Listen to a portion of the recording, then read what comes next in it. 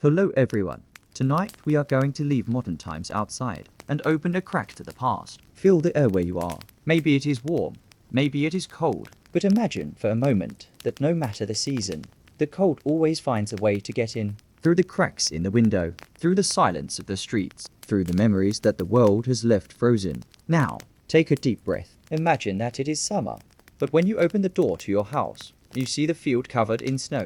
No green leaves, no sound of crickets, only the wind, carrying what is left of a season that never came. The scene seems absurd, but it was real. It happened in 1816, a year that never saw summer. A year in which the world seemed to have lost all memory of what heat is. It wasn't just a question of the weather. It was as if time had fainted, as if the planet, in silence, had held its breath.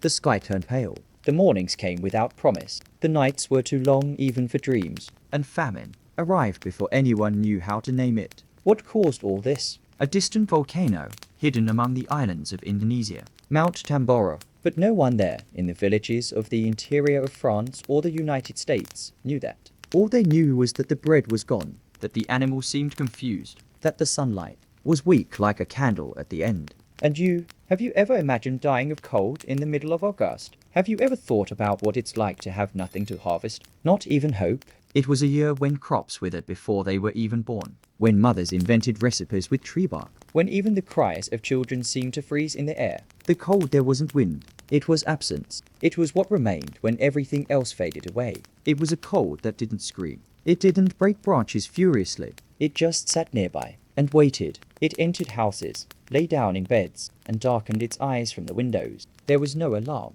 There was no news, only the growing awareness that something very old and invisible had shifted within the world. And within people, many wrote it down in diaries. Some just closed their eyes and waited for it to pass. But what is most striking is the silence with which all this happened. No revolution, no war, just the collapse of a station. Today, let us walk slowly through this frozen year, not in a hurry, nor with certainties, just with curious eyes and an open heart. Let us follow footprints in the snow that no one else sees. Listen to what hung suspended in the thin air of those days. We don't need to understand everything. We just need to feel. And remember, because 1816 was more than the year without a summer. It was the year the world forgot how to warm up. And sometimes remembering that can light little embers inside us. Those fragments of empathy and wonder that connect us to all the other humans who have gone through hard nights. So, before you get comfortable, take a moment to like the video and subscribe, but only if you really like what I do here. You can also leave your city and the time you're listening. I like to imagine this silent map of people connected, each in their own corner, maybe under the covers, maybe on the couch, listening to stories that no one else tells. Stories that whisper, not shout, that rock, not shake, and that, sometimes, touch us deep down, without us realizing it. Now, dim the lights, maybe turn on a fan to create that soft hum in the background. And let's begin tonight's journey together. Imagine you're in a village, any village, in the Swiss countryside in New England, or on some plain in Germany. You wake up early as usual, but something's wrong. The air is thicker. Your bones ache before you even touch the ground. Outside, the roosters aren't crowing. The ground is white, not from frost but from snow. It's the middle of June. There's no sound of water running in the streams, just a silence that seems to have swallowed even the animal. The wood is damp, and the bread is moldy. Breakfast turns into watery soup. If there's anything in the pot, the children dress in whatever they have, even if they are 3 times patched clothes. And the adults go out into the fields, even though they know that nothing has grown there. There is a strange stillness in everyone's eyes. No one talks about harvesting. All they talk about is waiting. Waiting for what? No one knows for sure. Maybe a new sky, a new smell, a new time. But what would come in the following months was colder, grayer, more absence. Some called it punishment, others a sign, but most just accepted, as if the world had fallen asleep. And now, he invites you to walk through this frozen landscape, without a map, without direction, but with a story that pulses down there, like an ember under the snow. Let's go together. April 1815. Deep in the heart of the Indonesian archipelago, the ground shook with a sound that seemed to come from beneath the earth. It was not thunder, nor an earthquake. It was Mount Tambora awakening from a deep sleep. Silently, for centuries, it had gathered strength. And that night, it exploded, not with a bang, but with a tear in the very fabric of time. The sky burst into flames. The ash began to rise. and it did not stop. It rose so high that it did not return. It remained there, suspended in the stratosphere, like a thin, dark veil over the entire planet. The following weeks were a strange whisper in nature. The winds changed. The colors lost their intensity. The sun, once golden, now dragged across the sky like a tarnished coin. The days seemed long, but without light, and the nights denser than usual. The moon took on a bluish hue, as if reflecting the morning of the sky. The stars, once clear, hid behind a permanent fog. People didn't know what was happening. There were no newspapers, no weather maps, only eyes that looked up and didn't recognize the world. In Europe, summer was beginning, but something was wrong. The birds were flying in the wrong direction. The trees were silent, their leaves paralyzed. It wasn't the cold that was frightening. It was the disconnect, the breakdown of logic, a sky that dawned grey, even without clouds, a still air, even when the wind blew. It was as if the earth had swallowed a secret and was now trying to digest it slowly, without warning, without haste, just strange, inexplicable, and deeply uncomfortable. The world was no longer the same, but it didn't know it yet. The crops began to show signs of failure. The low light was stunting growth. The rains came in abundance, or not at all. The peasants, unaware of the eruption on the other side of the globe, prayed. Some sacrificed animals, others simply waited, their eyes on the horizon. But the horizon, that year, was never clear. There was always something murky, as if the line between the present and the past had been blurred. Time became a torn fabric, and life began to slip through these invisible cracks. In North America, the reports were repeated. Pale skies, unseasonable ice, snow in June. But no one made the connection with a volcano on the other side of the sea. It was as if the universe had turned in the wrong direction for a moment, as if the climate compass had gone crazy. And even those who didn't believe in miracles began to suspect. Churches filled up, prayers multiplied, not asking for heat, but for sense. Because what was frightening wasn't the cold itself, it was the feeling that something bigger had been broken.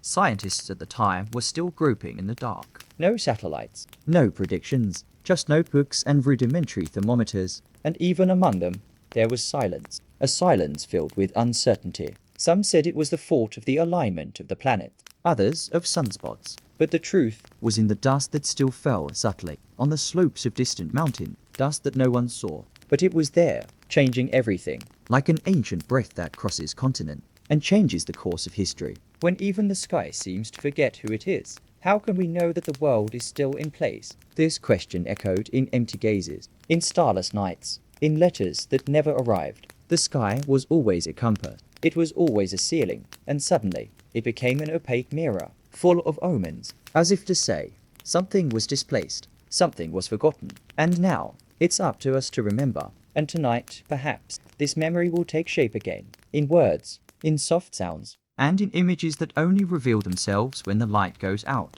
Summer arrived, but it didn't bring any warmth. June 1816 dawned like a poorly resolved winter day. The sky was a grey that seemed to be unable to leave the scene. The trees, quiet. The windows of the houses were fogged up inside, and the fields were white, not with flowers, with snow. People left their homes wearing clothes on top of each other, as if they were going to sleep in the middle of the day.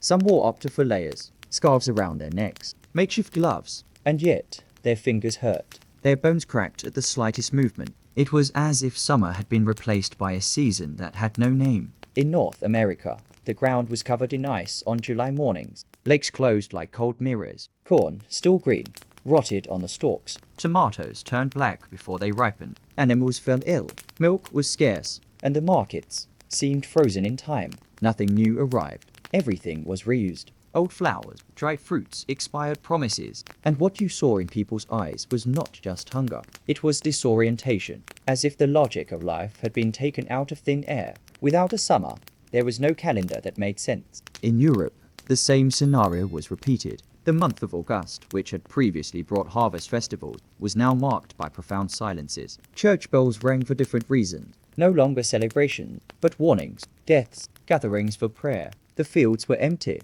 The roads were covered in icy mud. Children walked with bandaged feet. The elderly sat by the fire, trying to remember if they had ever experienced anything like it. Some said that it was no longer the time they knew. It was another, a time that had lost its way. Without instruments, people resorted to ancient signs. They watched the behavior of birds. They observed the way ants moved. They checked the color of the sky at dusk.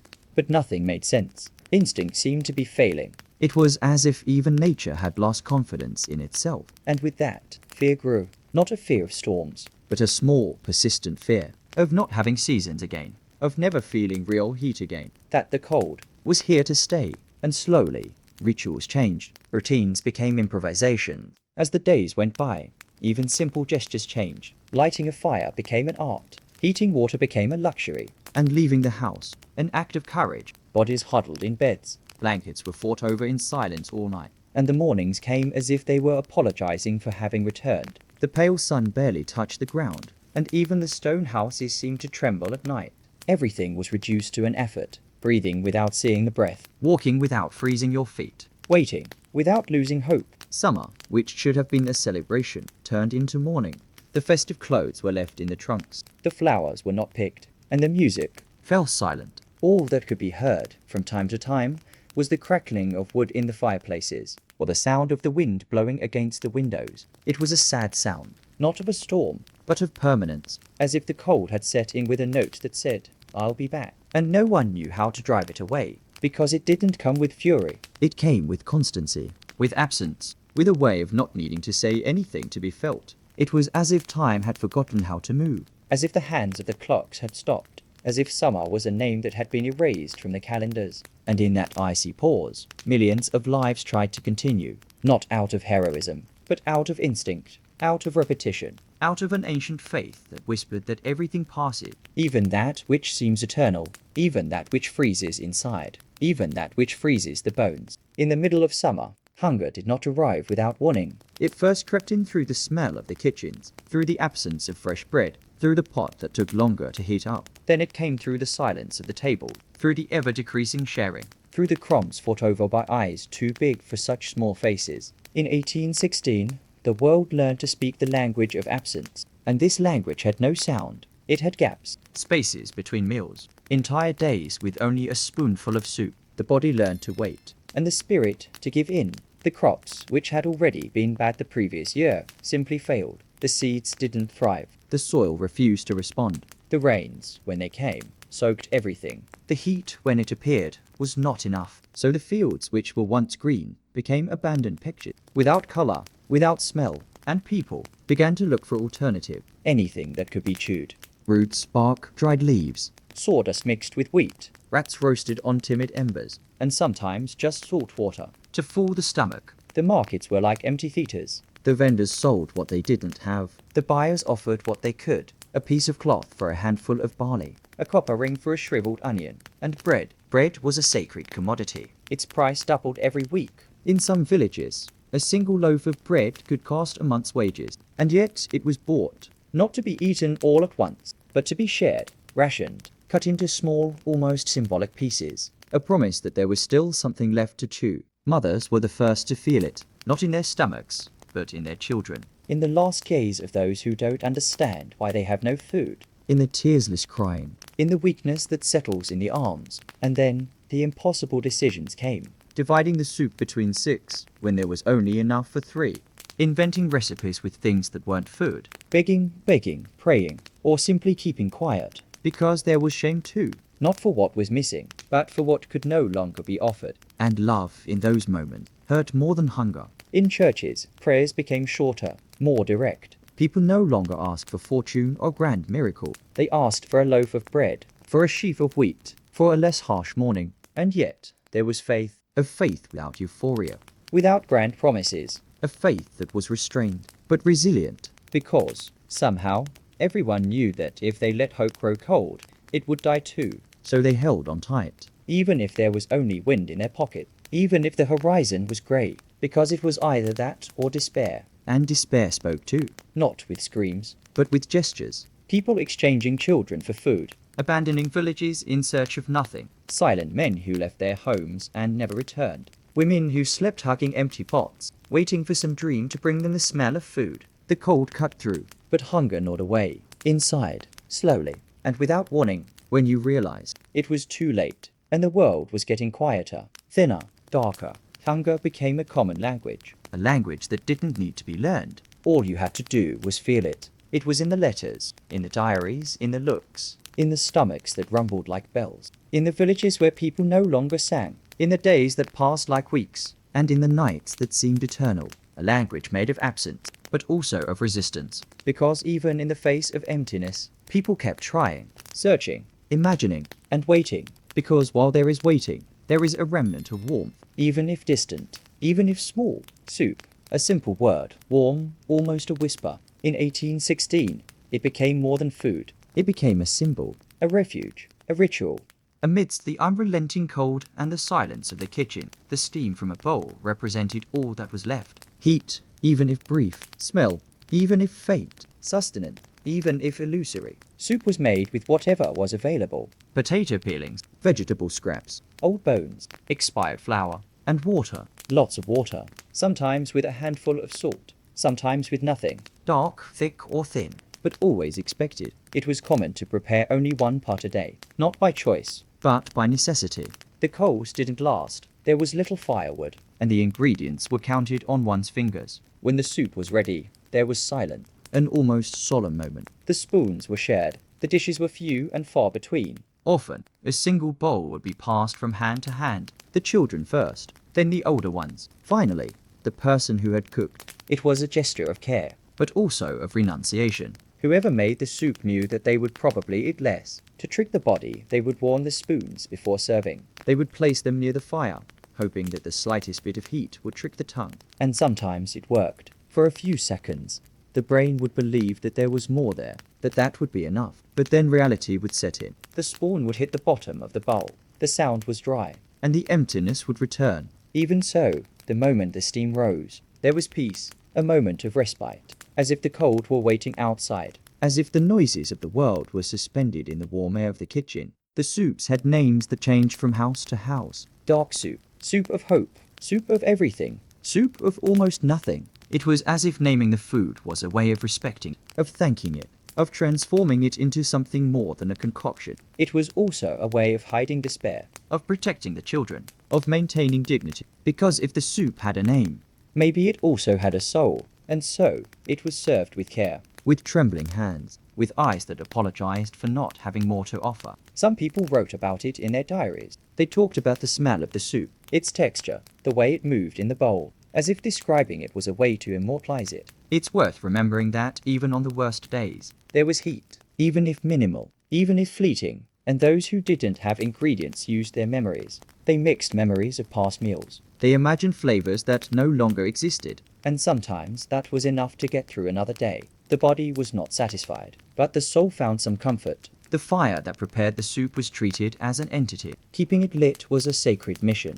Children had the duty to watch over the embers, to blow on them carefully, to protect them from drafts. If the fire died, there would be no food, no heat, no light. So it was guarded as if it were a precious secret, a household god, a small miracle, and around it, the nucleus of families was formed. Each spoonful was a silent conversation, an agreement for survival, a pact between stomachs and hearts. Dark soups, heavy spoons, but also liquid hope. On the worst days, that's what there was. And no matter how hard it was, no matter how shallow the bowl, it was what the world rested on.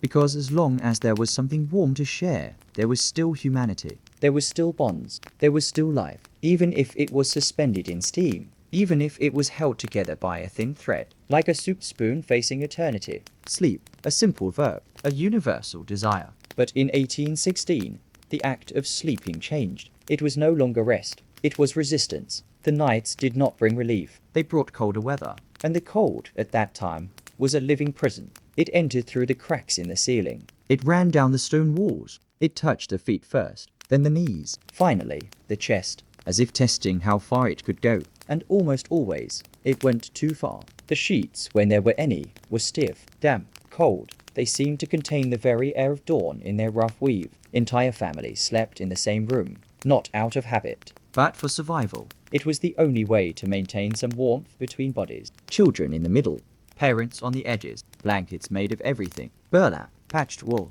straw sewn with old thread. It was common to wake up in the middle of the night to the sound of chattering teeth, or to the sound of wind blowing through poorly sealed wood. And no one complained. They just pulled the blanket back, or curled up even more, as if trying to disappear inside themselves. Sometimes the animals were there too, not for lack of space, but out of necessity. Chickens in the corner, a pig tied up near the fireplace, a goat wrapped in rags. The warmth of the animals made a difference. It warmed the floor. It brought familiar noises, a clatter of hooves, an animal sigh, something that reminded one of life. And that helped, because there were nights when the silence was too deep. And in that silence, fear grew, not of the dark, but of the cold that never ceased, and of what it could take away if there was no resistance. The beds were often improvised, made of planks, of stacked straw, of blankets spread out on the stone floor, and even so, they were fought over, because any elevation, any isolation from the ground, meant an extra chance of waking up alive. The weakest,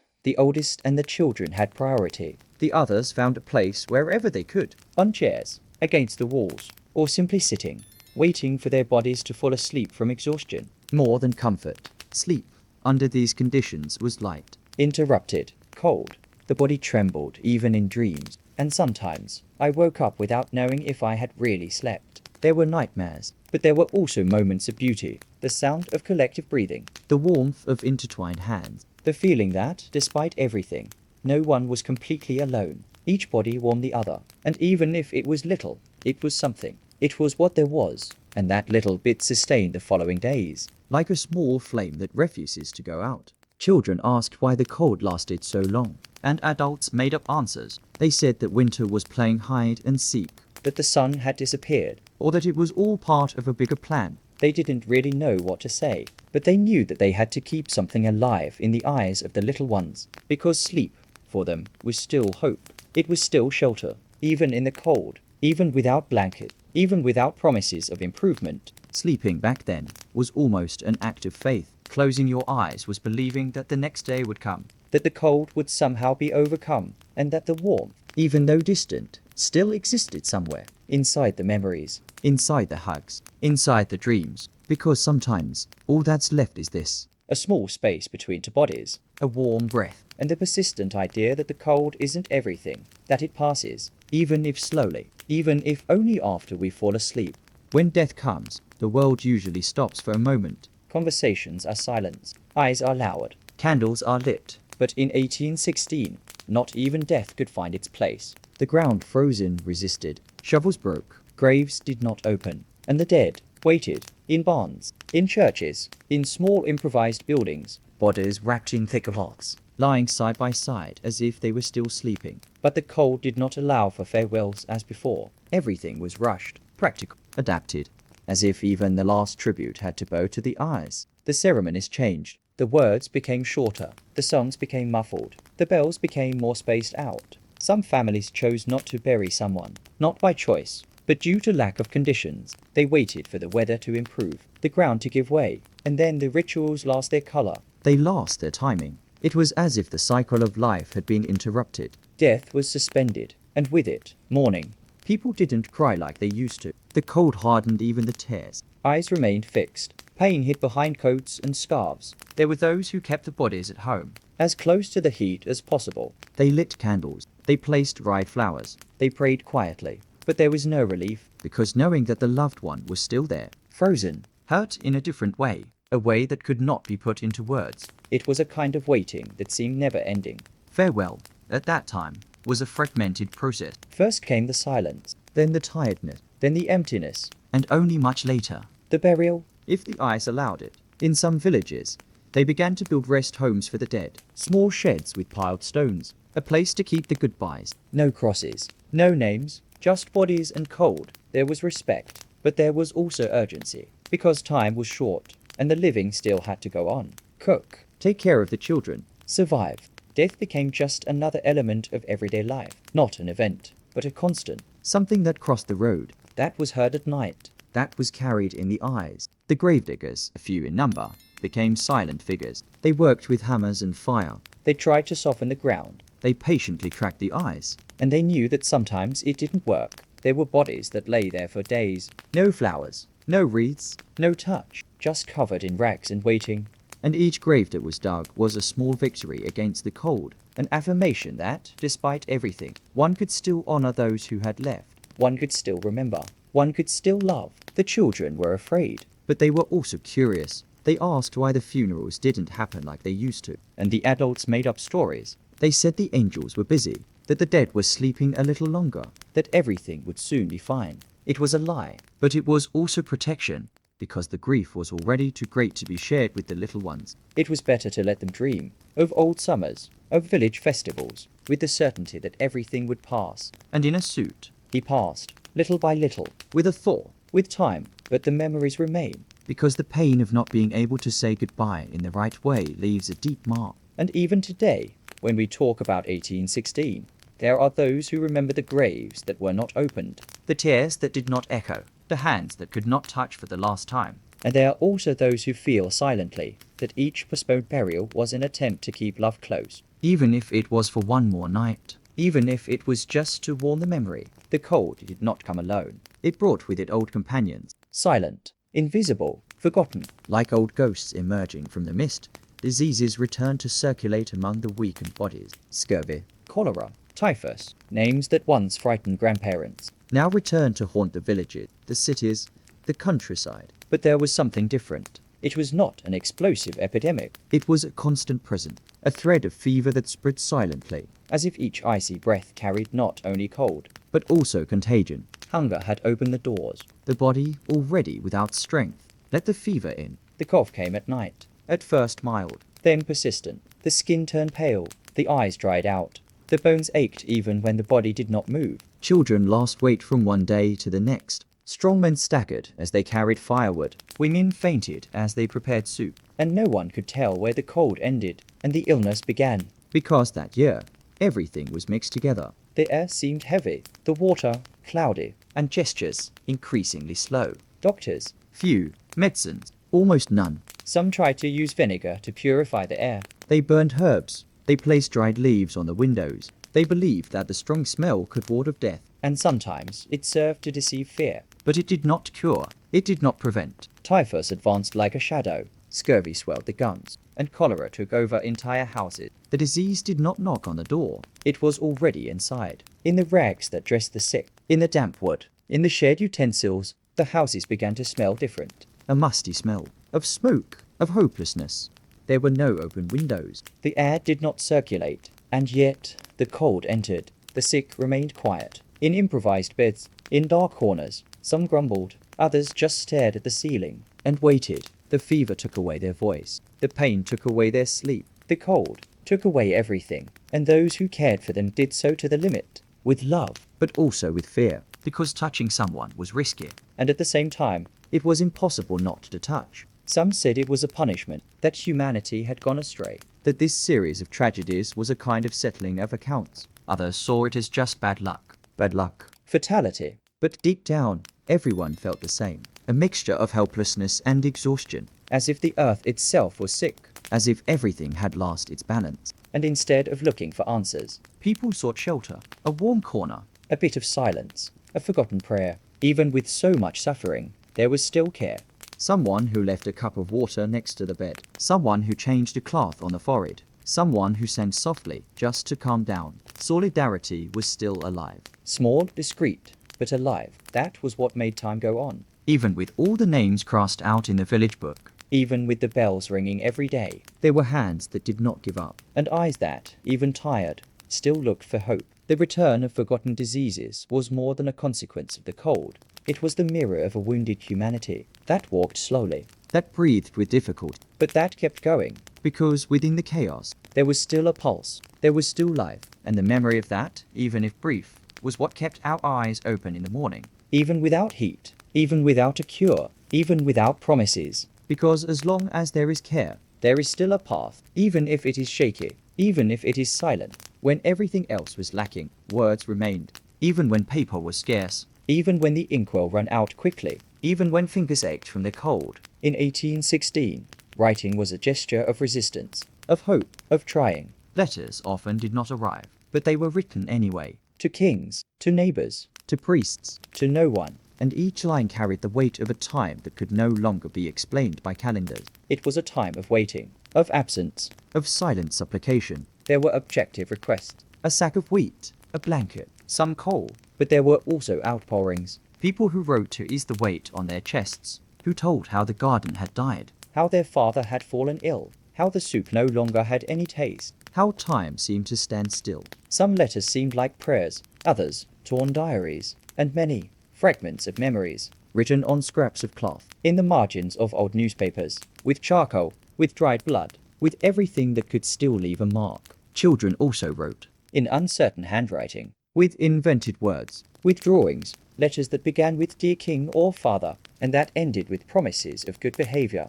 in exchange for a piece of bread. Some were delivered by hand, others were left under doors, still others thrown to the wind, in the hope that someone somewhere would find them, because what they were looking for was not only help, it was also company, a sign that someone was still listening, though authorities, when they received them, did not always respond. Some people got emotional, some tried to do something, but there was also bureaucracy, a lack of resources, coldness, and so many responses never came. Even so, the letters continued to be written, because the act itself was a consolation, a way of organizing fear, of transforming the invisible into words, emptiness into sentences, pain into writing, and that, in itself, was already a kind of relief. Some of these letters have survived. They are kept in archives, libraries, and museums. They read like whispers from a forgotten time. They speak of cold nights, of unlit fireplaces, of shade beds, of eyes that no longer waited. But they also speak of love, of courage,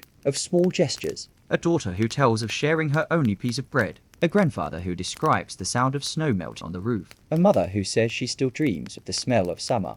Writing at that time was also a way of preserving what was left of humanity. When everything around seemed to lose color and shape, the word was still warm. It was still touch. It was still fire, even if on thin paper, even if there was no response. Because there was something sacred in telling what you lived, in recording, in leaving traces, not for history, but for yourself, to remember that you existed, that you felt, that you loved, even when you were hungry, even when you were cold.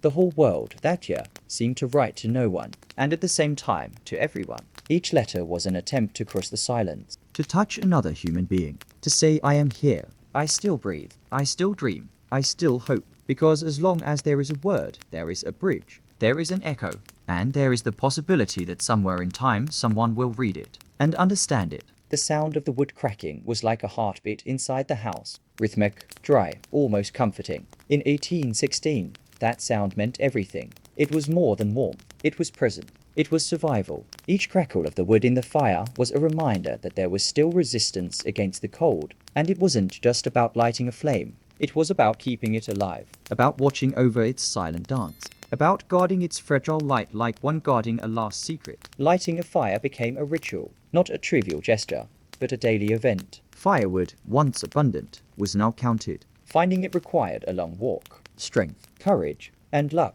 Many were wet. Others were hidden under snow or mud. When a dry branch was found, it was treated like a treasure, and when it arrived home, it was broken with care. Never too much, never too little. The fire demanded moderation. It demanded listening. It demanded attention. And in return, it offered shelter. The children had the task of taking care of the embers. They blew gently.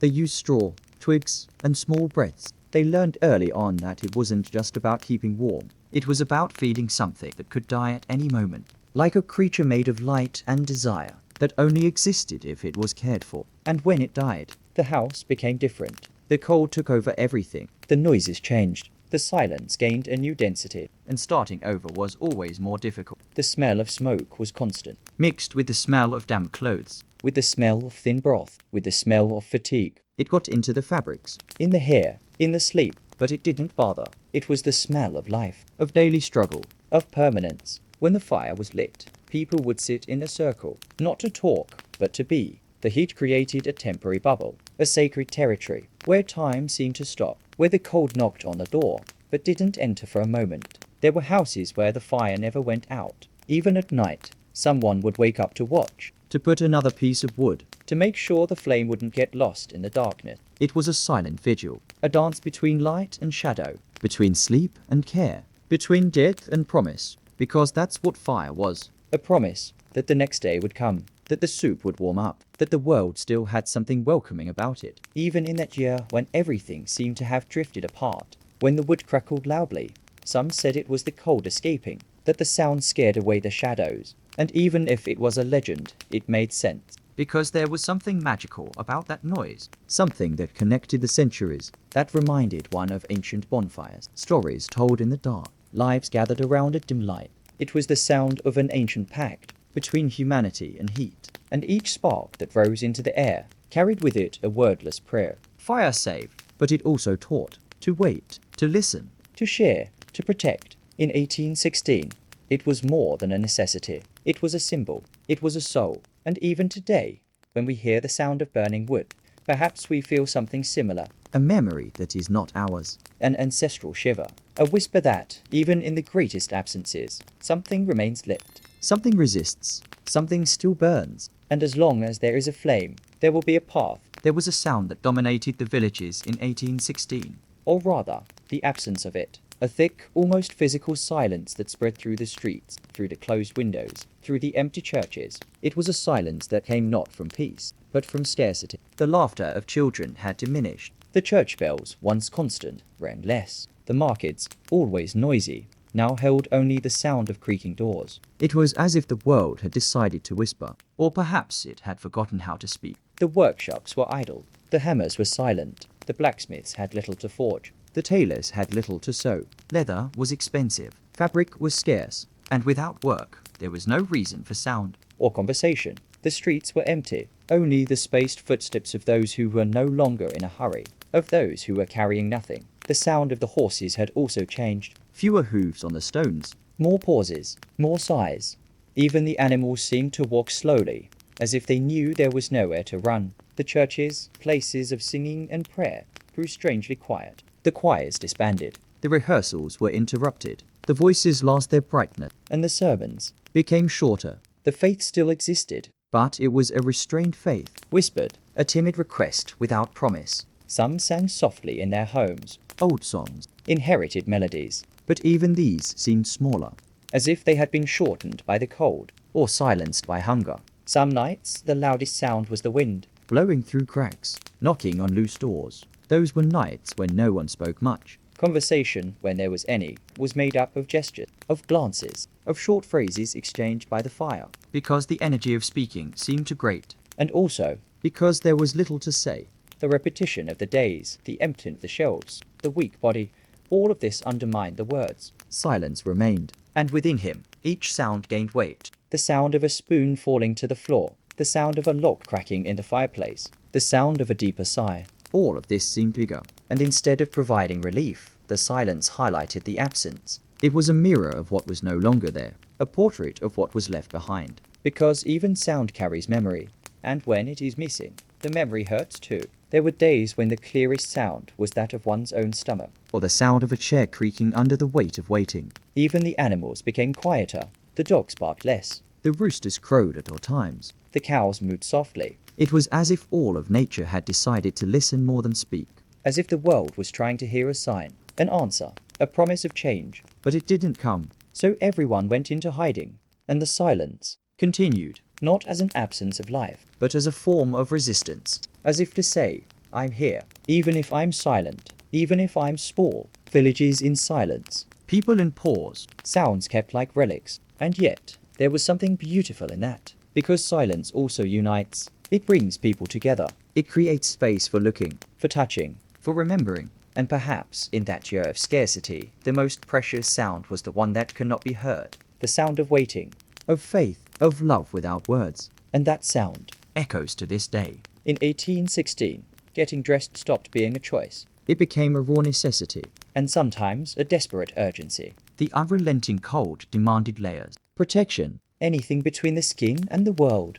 But what was there? What did one do when there was no fabric? One sewed with whatever was at hand. Old scraps, inherited rags, clothes of the dead. And so, each piece became more than an item. It became a memory, shelter, and for many, the last limit between the body and the freezing night. The women of the house gathered around the dim light to sew, not with new needles, but with improvised wire. The threads were not always cotton. There were seams made with human hair, with strips of thin leather, with dried animal intestine. The goal was simple, to retain heat. It didn't matter how pretty it was. It didn't matter how sharp it was. It mattered to survive. Every stitch made was an attempt to warm, to protect, to keep someone breathing until the next morning. Clothes were no longer just clothing. They became heirloom. A torn blanket was passed from grandmother to granddaughter. An old tunic was adapted, reworked, embroidered with pieces of curtain. There was affection in these gestures, a form of ancestral care, because dressing someone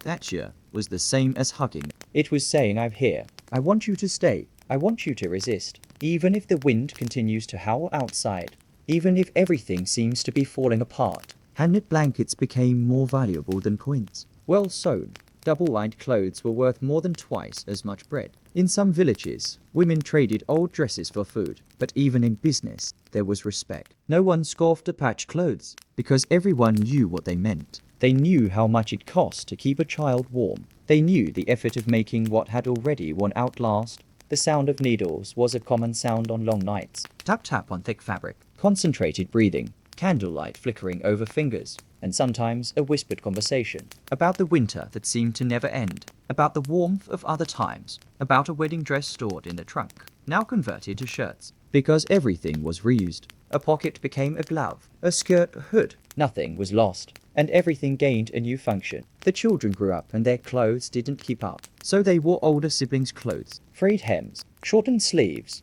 buttons replaced by pieces of rope. And despite the discomfort, they didn't complain. They knew they were dressed with effort, with love, and also with history. It was like carrying, on their own bodies, the memory of home, of their grandfather, of their mother, of those who had already faced other colds, of those who had taught, with simple gesture, the art of surviving with little. The fabric of survival was not just made of threads. It was made of intention, of care, of repetition. And even today, when we touch an old piece stored in a closet, we may feel that echo, a warmth that comes not from wool, but from time, an embrace from afar, and the silent reminder that, even in the coldest years, there were always hands that sewed hope, thread by thread, in the dark, in silence, but always with love. The horizon used to be a promise. It was where tomorrow's harvest was stored, the wedding in the fall, the journey in the spring. But in 1816, the horizon became opaque, diffused. It seemed to have been erased by fog.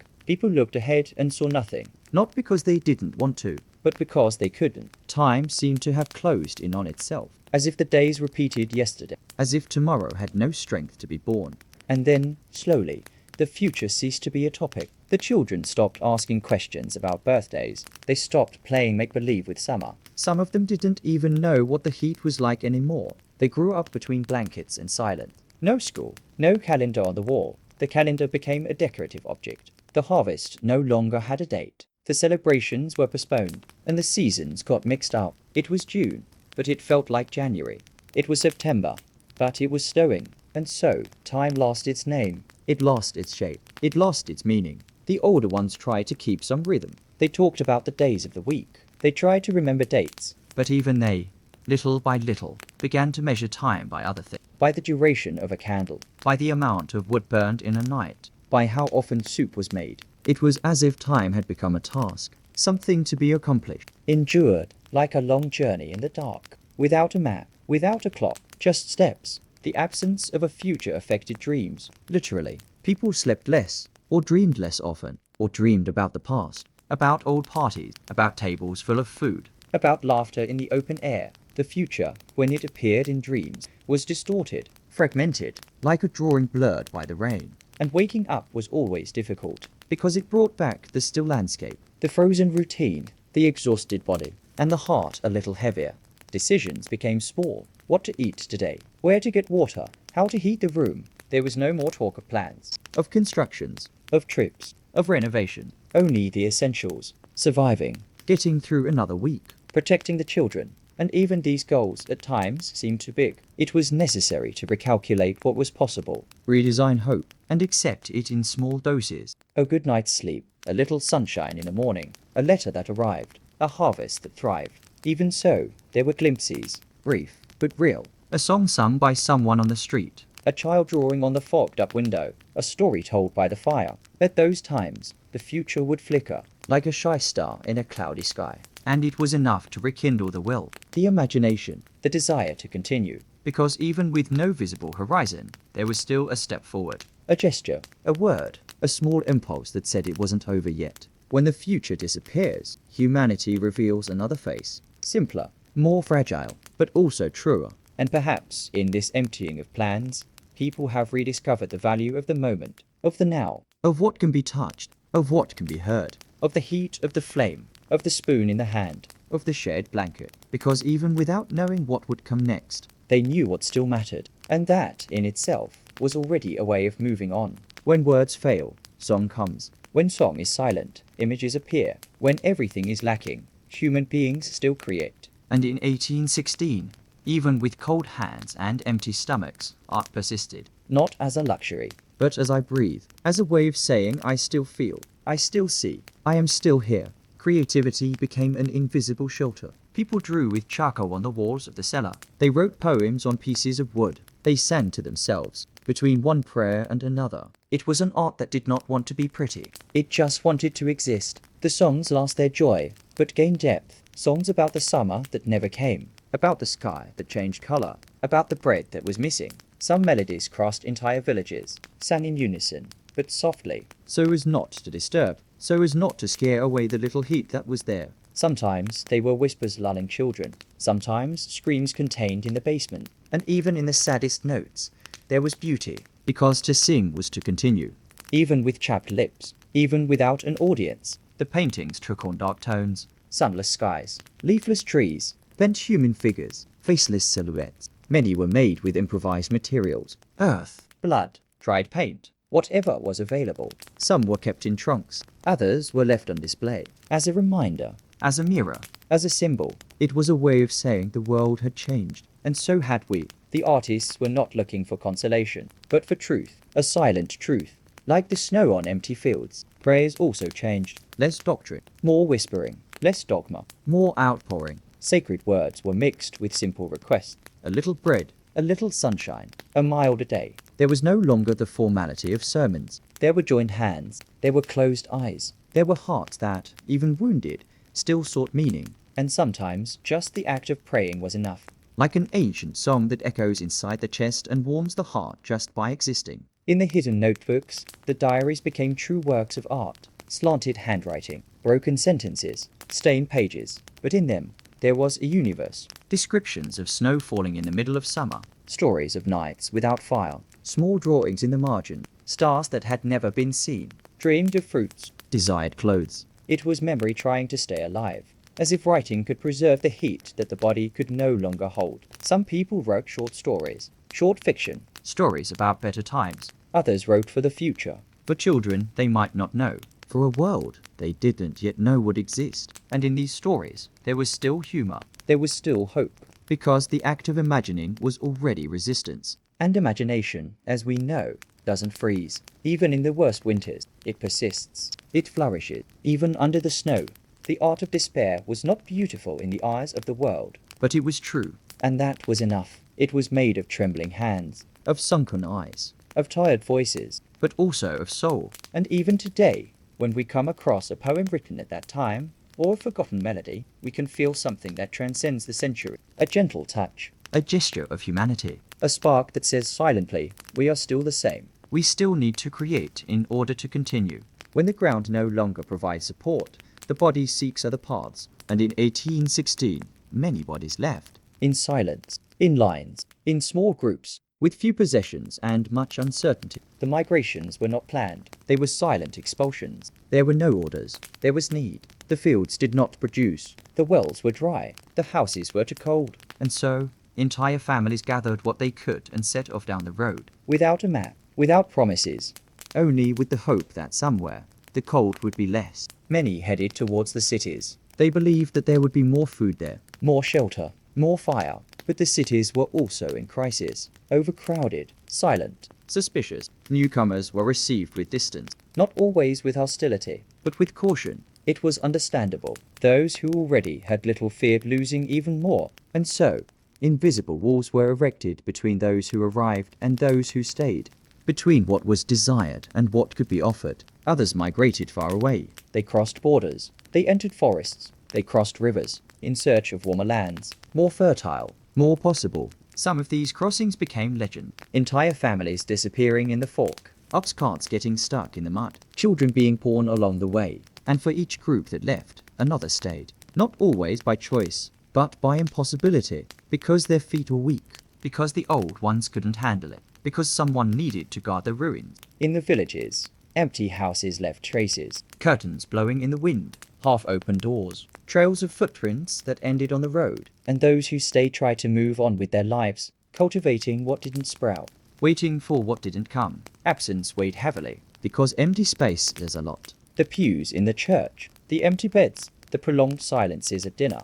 It was a sadness with no defined end, like an echo that always comes back, even when you are used to it. The letters that arrived from those who had left were rare, but precious. They spoke of hardships, yes, but also of small successes. A new job, a modest harvest, a new neighbor who offered to help. And this news fed those who remained, not just with hope, but with direction, as if each written word were a thread stretched across distances, a bridge that connected yesterday to tomorrow.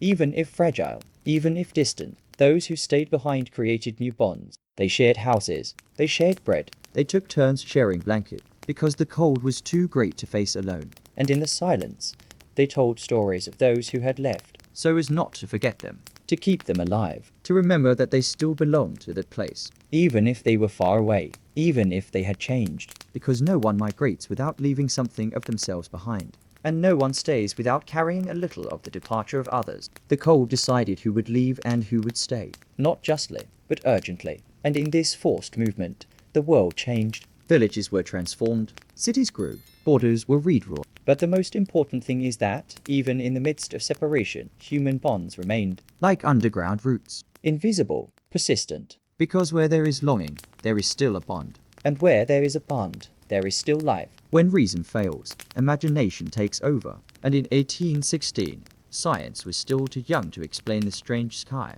the summer that seemed like winter, the cold that wouldn't go away. People looked up and wondered what they had done wrong. They searched for signs, memories, forgotten sins. And so superstitions were born, or perhaps they were reborn, because when faced with the inexplicable, human beings always seek meaning, even if it's through crooked paths, even if it's in the dark. Some said it was divine punishment, a heavenly reckoning. Others said the devil had been released, that the world was ending, that it was the beginning of a new era. Preachers were gaining a voice. They stood on crates, they shouted in the squares, they called for fasting, for repentance, for collective prayers. And the people, weakened, listened. Some believed, others were merely afraid, because fear, more than faith, moved hearts at that time. In certain villages, scapegoats emerged, witches, heretics, travelers, women who knew how to work with herbs, men who looked too much at the sky. Anyone who was different could become suspect, and all it took was a whisper, a suspicion, a rumor, for the cold to gain a face, a culprit. And that brought relief, temporary, dangerous, but understandable, because it was easier to face the ice when you believed it had a cause, and that this cause could be fought. There were also rituals, ancient, secret, inherited from forgotten times, bonfires on specific nights, chants repeated 3 times, amulets hung on doors, salt crosses on the ground, small gestures full of intention. They were not just superstition. They were attempts at dialogue with the invisible, with what was felt but not seen, with what was feared but not understood. And in these gestures, there was also hope that the world could be touched, changed, soothed. Children listened to stories by the fire, about frozen spirits, about sleeping gods, about enchanted forests that stole the warmth of the world. And even without understanding everything, they felt the weight of these stories. They grew up with attentive eyes, with open ears, with their hearts beating a little faster. Because at that time, every shadow was read as a sign, every color in the sky as a warning, every strange animal as an omen. Science, when it did appear, came with difficulty. It spoke of distant volcanoes, of dust in the air, of atmospheric changes. But these were cold explanations, technical ones, and most people could not transform these words into consolation. More was needed, meaning was needed. And meaning, at that time, came from tradition, from faith, from inherited belief, because the cold was more than a phenomenon. It was a crisis of understanding.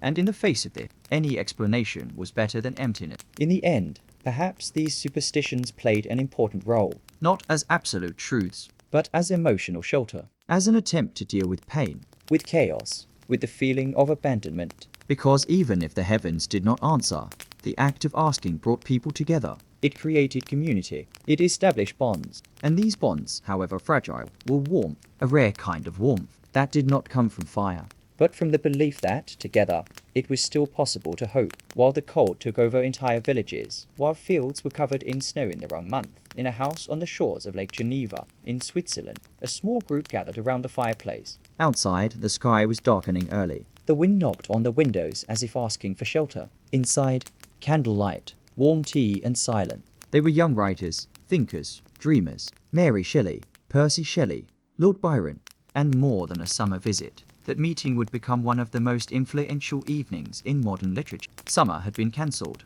not by the calendar, but by the weather. Constant rain, grey skies, a cold that didn't suit the month. They couldn't go for walks. They couldn't swim. They couldn't write outside. Trapped in the mansion, they decided to invent stories, a kind of challenge. Each would tell a scary tale, something that would make the others shudder. And without realizing it, they were responding to the very darkness that surrounded them, transforming the weather into art, fear into words. It was there, on one of those cold, damp nights, that Mary Shelley conceived an image. A scientist, a body, a creation, a monster that didn't want to be a monster, a being made of scraps, sewn together by human hands, animated by lightning, but denied by the world. The name Frankenstein didn't exist yet, but the feeling did. The idea that man had crossed a line, that he had created something he couldn't control, that he had tampered with forces greater than himself. The cold that night was not just physical, it was also philosophical, existential. The world seemed fragile. Certainties were diluted. Ideas were boiling. Genius, power, ambition, everything was a topic there, while the rain beat on the roof and the fog covered the lake. Mary Shelley, at just 18 years old, wrote the embryo of a story that still haunts us today. A mirror of human fear, of rejection, of loneliness, and of the question that never stops. What makes us human? Frankenstein was born without knowing that he was a child of the cold. But he was, because it was the dark sky, the summer that never came, the wind that never stopped, that brought him into the world. It was the absence of sunlight that allowed those nights of creation. It was the discomfort that generated imagination. And it was the feeling of the end of times that inspired the beginning of something new. A new kind of story. A new way of telling fear. Not with external monsters, but with internal monsters, created by our own hands. The Diodati Mansion, where it all happened, still exists. And if someone passes by there on a cloudy night, they might feel something. An echo. A shiver. Not because of a ghost, but because of the strength of what was created there. Because sometimes art is born from scarcity, from discomfort, from the cold that forces us to look inside. And that's what Mary Shelley did. She looked inside. She saw the fear. She saw the loneliness. And she wrote, with courage, with pain, with depth. Today, as we remember the origin of Frankenstein, we also remember the year without a summer, the climate that became sick, the nights that never ended. And we understand that even the darkest weather can generate light. Even the most biting cold can spark ideas. And even the darkest moments can leave a legacy that warms the world for centuries. The cold of 1816 knew no borders. It respected no oceans. It asked for no passport. It spread like a shadow, crossing continents. And each place felt its effects in a particular way. In Japan, under the government of the Edo era, farmers faced failed harvests. Rice, the staple of the diet, became scarce. Villages saw famine approaching like an unwelcome visitor. And with it came protests, looting, revolts. Because even in a disciplined society, an empty plate generates noise. In China, the cold brought chaos to the banks of the Yangtze River. Tea, rice, and fruit plantations were devastated by unseasonable rains and unexpected temperatures. Merchants went bankrupt. Entire families migrated, and social instability grew. There was no clear culprit, only the sky that no longer delivered what it promised. The sky that had become grey, heavy, unpredictable. A sky that seemed to have forgotten its role as guardian of the cycle of the seasons. In the British colonies of India, the consequences were even more severe. Drought was followed by floods. Cotton and spice crops withered or rotted. Markets became unstable, and with famine came disease. Cities became vulnerable. Life lost its value. Many believed they were living through a punishment from the gods. Others, that it was the end of the world. And between one hunch and another, survival became the only goal. In Europe, trade routes were interrupted. Products became more expensive. The economy suffered shocks. Many artisans lost their livelihoods. Cities, already overwhelmed by internal migration, became social powder kegs. And so, the cold became a seed of change. It sowed unrest, revolt, questioning. a climate crisis that mixed with political crises, as if the heavens were dictating new directions for human destiny. In the Americas, the effects varied. In the United States, especially in the Northeast, summer was replaced by frost. Corn and wheat crops were severely affected. Many farmers abandoned their lands and migrated west. This movement would shape the future of the country, not by choice, but by necessity. The climate pushed the population. It redrew maps. It changed the logic of settlement. And this movement, silent and forced, would have consequences for decades. In South America, the impact was more subtle, but no less real. In Brazil, still under imperial rule, reports of excessive rainfall, unusual cold weather, and damaged crops reached the government. The response was limited. Little could be done without understanding the origin of the problem, and the rural population, more exposed, resorted to beliefs and prayers. The sky was interpreted as a message, as a sign, as a warning that something had been broken between man and nature. A global cold snap, with no unified explanation, connected the world through pain, through scarcity, through waiting. In a time without internet, satellites, or reliable weather forecasts, the planet felt it together, suffered together, and perhaps without knowing it, resisted together. Because even separated by seas and languages, people experienced the same fragility, the same fear, the same unanswered question. And in this, they found a silent form of unity. When the cold came, it didn't ask for permission. It didn't choose faces. It didn't respect walls or riches. It just came. Silent, insistent, indisputable. And with it came the question, what makes us human when everything we have is taken away? What's left when the ground freezes? Food is scarce and certainties melt like frost in the sun. It was in this scenario that people discovered, perhaps without realizing it, how fragile we are, and also how immense we can be even when small.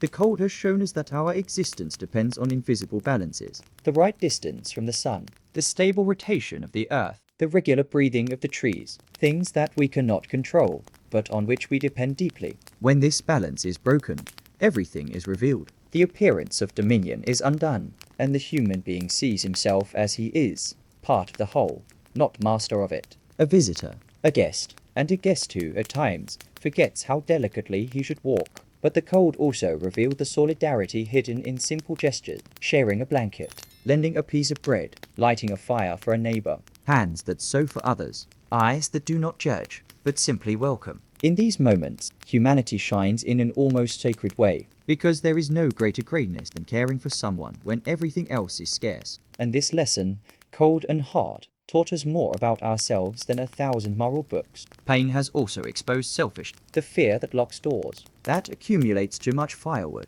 that watches over other people's plates. The survival instinct is natural, but it needs to be measured, balanced, shaped by empathy. In extreme times, it is easy to forget that we are all in this together, that no one goes through winter alone. But those who resisted with dignity reminded the world that even the smallest gesture can warm an entire soul. The cold taught us gratitude for what once seemed simple. Warm water, a window that closes properly, bread with butter, the sound of laughter, the smell of soup.